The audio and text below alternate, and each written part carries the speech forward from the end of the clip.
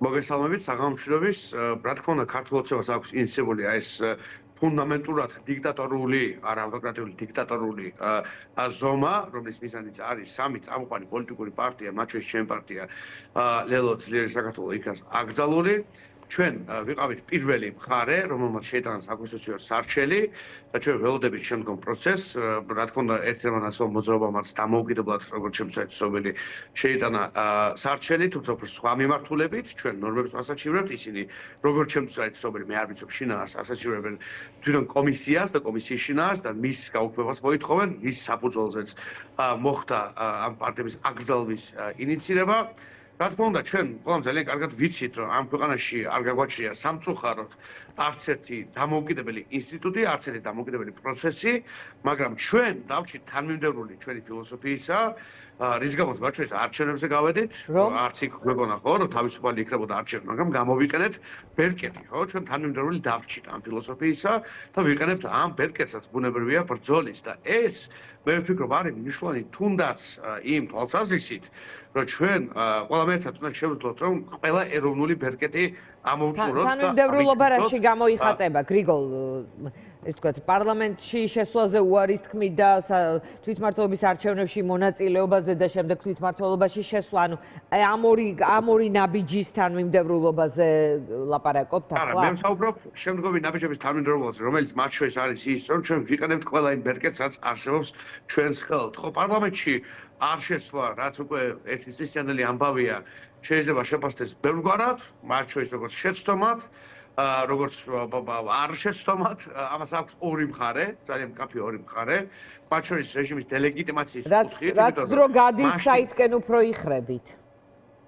მე ჯამში ვთვლი, რომ პარლამენტი ძალიან მნიშვნელოვანი ბერკეტი, რომლის გამოყენებაც ყოველთვის არის, რა თქმა უნდა, ძალიან მნიშვნელოვანი და ძალიან ბევრი რამ მოაქვს ამ ბერკეტს ყველა ქვეყანაში, ნებისმიერ ეპოქაში.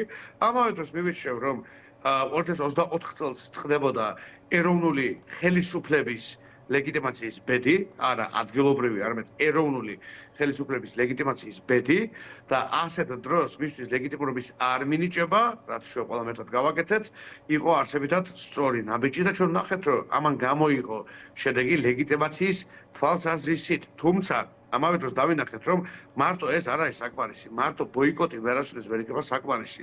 ჩვენ გჭირდება თანადროული ფორმები პოლიტიკური მოქმედების იმისათვის, რომ შეძლო და რეჟიმს მიაყენო მეტი სარაკე. გრიგოლ, ახლა რა არის, ასე ვთქვათ, ვითარების შესაბამისი ფორმები, რაზეც უნდა იყოს პოლიტიკურ აქტორებს შორის საუბარი,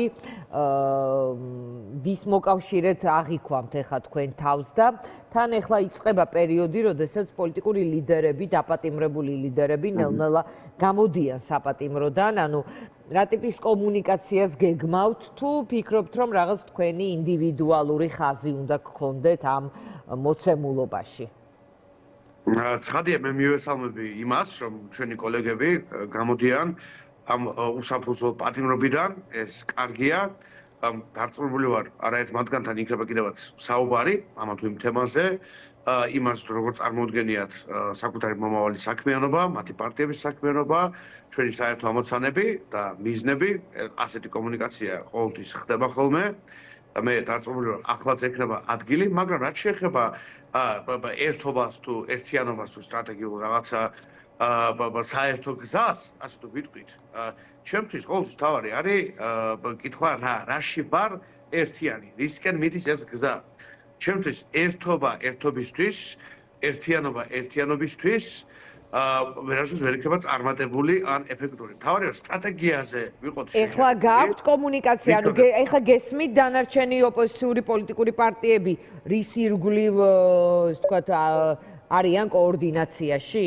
იმიტომ რომ რაღაც გარკვეულწილად ზურაბიშვილის პლატფორმაზე თითქოს რა ქვია ახლა არ ვიცი რიგით რომელიღაც პლატფორმაზე არის რაღაც ტიპის კომუნიკაციის შესაძლებლობა, მათ შორის მიდასტურებდნენ ხოლმე ახლების ლიდერები ამას სტუდიაში, რომ ეს არის ახლების ფედერალისტების, ეროვნულ-დემოკრატები დაგვემატაო ბოლოს მითხეს და 8 პარტიის ჩამონათვალს აკეთებდნენ დროაგ, გირჩი მეტი თავისუფლება. და ახალი და ასე შემდეგ. მოკეთ, რაიმე ტიპის სიახლოვე გაქვთ თუ არა ამ რვიანთან? არა, არავითარი სიახლოვე და საქმიანი შეხება ჩვენ მქონია არც მსგავს ფორმატთან, არც რვიანთან და არც უმეტეს სხვა ციფრთან. და ვიმეორებ, ჩემთვის თავარი არის არა ერთობა ერთობისთვის, იმიტომ ძალიან ხშირად მიჩნდება ესეთ განცდა მაქვს, რომ რაღაცა შეიძლება თავს ვიტყუებდეთ ერთობებზე და რვიანი, ცხრიანი, 30-იანაში.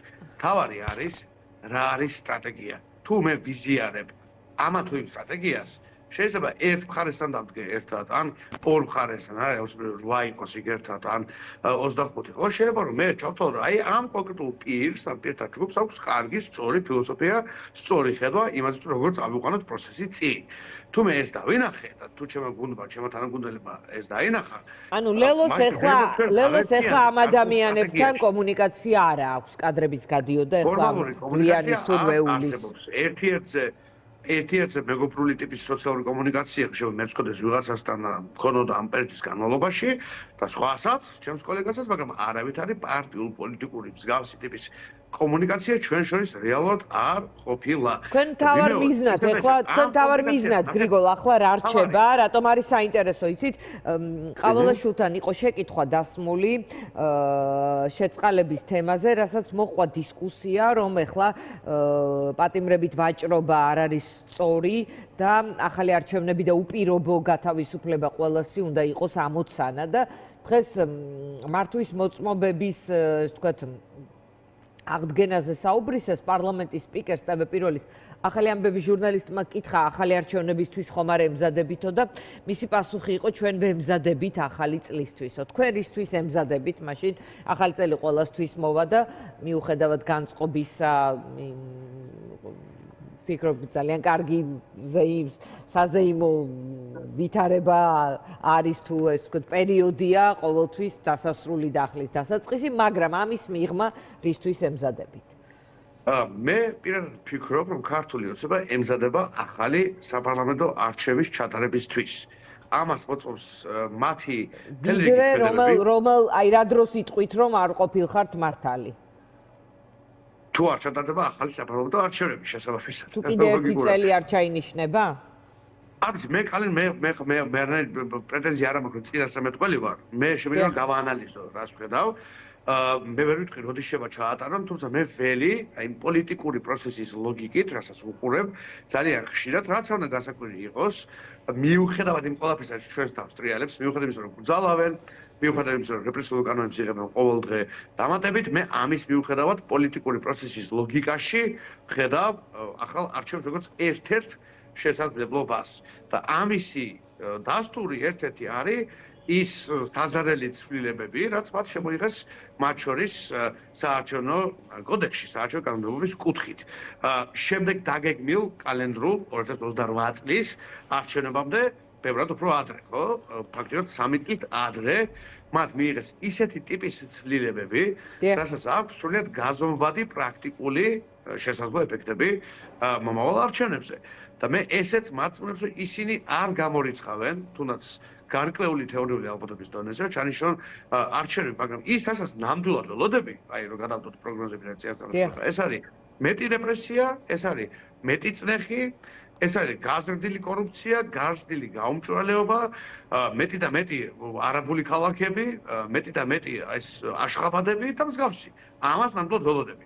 ველოდები ასევე პოლიტიკური ბრძოლის გაგრძელებას. 30 წელი დავდივართ აშხაბადში, გრიგოლ. და ნეიტრალიტეტი არ გადმოგვდებია და იმედია ახლაც არ გადმოგვედება. ნახავთ, მე ვფიქრობ, რომ ნეიტრალიტეტი არის შემდეგი პოლიტიკური პროექტი, რასაც ეს ხელისუფლება, ეს რეჟიმი აუცილებლად მიადგება, იმიტომ რომ ეს არის შემდეგი ყველაზე დიდი რუსული დავალება. ისე როგორც იყო აქამდე პოლიტიკური პარტიების გაუქმება, არასამთავრობო სექტორის გაუქმება, ზეწოლა მედიაზე, ზეწოლა მოქალაქეებზე, პოლიტიკოსების დაპატიმრება, ერთპარტიული პარლამენტის მიღება, ერთპარტიულობის მიღება ქვეყანაში და შემდეგი ნაბიჯას მათ რეალურად დარჩათ, ეს არის ამ ქვეყნის გაუქმება საერთაშორისო ასპარეზზე. ეს ნიშნავს სამხედრო მიუმხრობლობის გამოცხადებას და ეს ნიშნავს ამავე დროს იმ პოლიტიკური ენის გაგრძელებას, რომლის ფარგლებშიც ჩვენ ვისმენთ სუვერენიზმზე საუბარს, მშვიდობაზე საუბარს და რომლის ფარგლებშიც ჩვენ გვაჩვევდნენ, ერთს აჩვევდნენ. თქვენ შეიძლებოდა გელაპარაკოთ მეტი მშვიდობაზე, თქვენი გამარჯვების შემთხვევაში როგორ იქნებოდა ეს უზრუნველყოფილი, ფიქრობ რომ არ იქნებოდა ეს ურიგო თემა, ვთქვათ აუდიტორიისთვის, სამომრჩევლისთვის, ვინაიდან ბევრმა აღიარა რომ ამან იმუშავა კარგად. მადლობა გრიგოლ. დიახ, ხომ დავასრულოთ, ნახეთ, სუვერენობა არის კარგი, მშვიდობა არის კარგი, მაგრამ უნდა დავასრულოთ, რომ კოცები არც ერთს აქედან არ გვაძლევენ. მე შემიძლია ძალიან ფართოდ ვისაუბრო, მშვიდობა და სუვერენიტეტი როგორ უნდა იყოს უზრუნველყოფილი ჩვენი გამარჯვების პირობებში, სწორი საგარეო პოლიტიკის კურსით, ის რომ არ დავკარგოთ ინვესტიცია, არ დავკარგოთ პარტნიორი, არ დავკარგოთ მეგობარი, ვიყოთ სხვადასხვა ფორმატებში, მაგრამ ვიყოთ ღირსეულად წარმოდგენილი. ეს არის სულ სხვა რამე. კი ბატონო.